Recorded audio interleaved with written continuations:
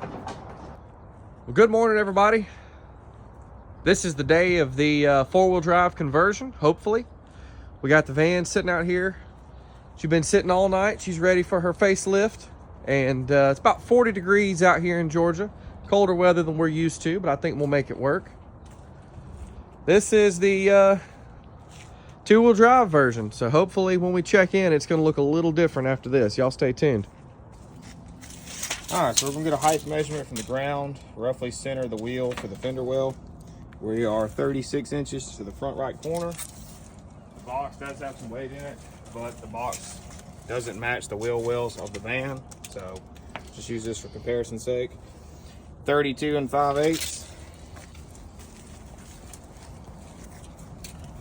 Driver rear side, we are about 32 3/4. Driver side front, we are 35 3/4. All these measurements are rough, so we'll see what the four-wheel drive and the lift kit adds to our overall height. Box out of there next. We got to get it to droop more to get the bolts out for the body mounts on the I-beams.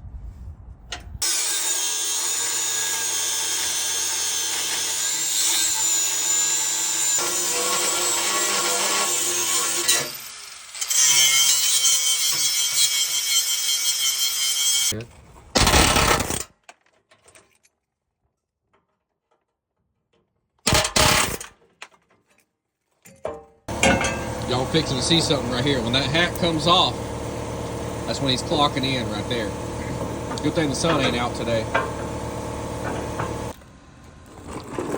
So while Taylor's under there doing some welding, we're checking out what we got for the rear. This is what they include for the rear of the Timberline kit.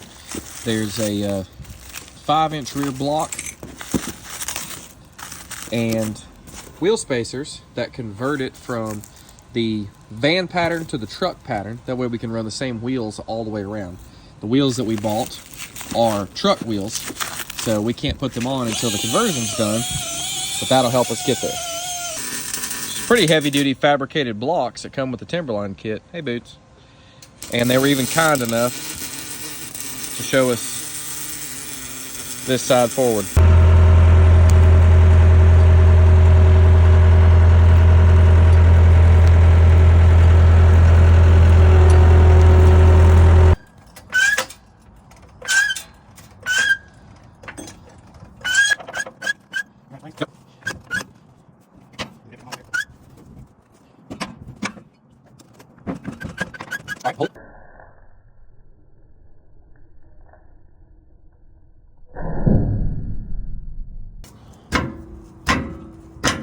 Okay.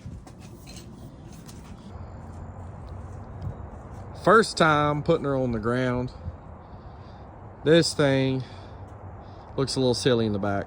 This thing is going to be absolutely massive. You know what it is, I'm glad we didn't go with a 35. I don't think we'd had any more room.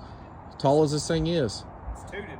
Getting ready to take this thing right down to South Carolina with this front lift, back no lift thing. What on earth did we get ourselves into? Look how much these tires stick out.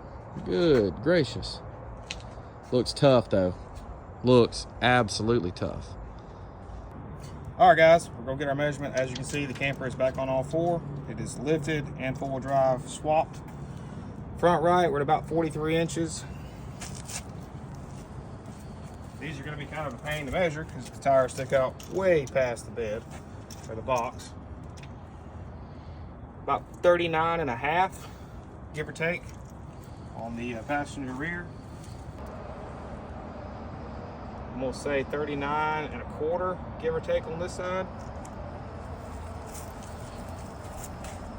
And on the driver's front, we are at 42.5. So we ended up with about 5 inches of lift total, not including the tires. Really not a whole lot taller than the grass van as far as the roof is concerned, but this one is definitely not lifted.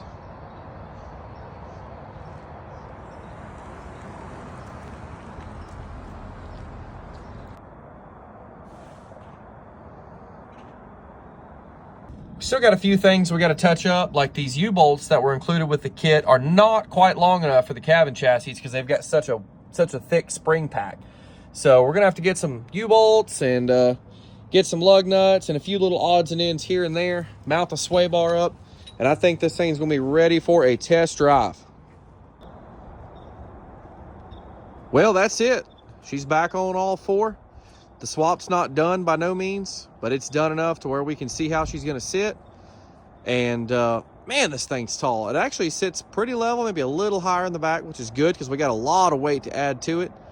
But very, very happy with how this thing turned out as far as the ride height is concerned. Looks absolutely great. Definitely got some width to her on that side profile. Maybe we need a fender flare. I don't know. That's quite a bit of tire sticking out back there.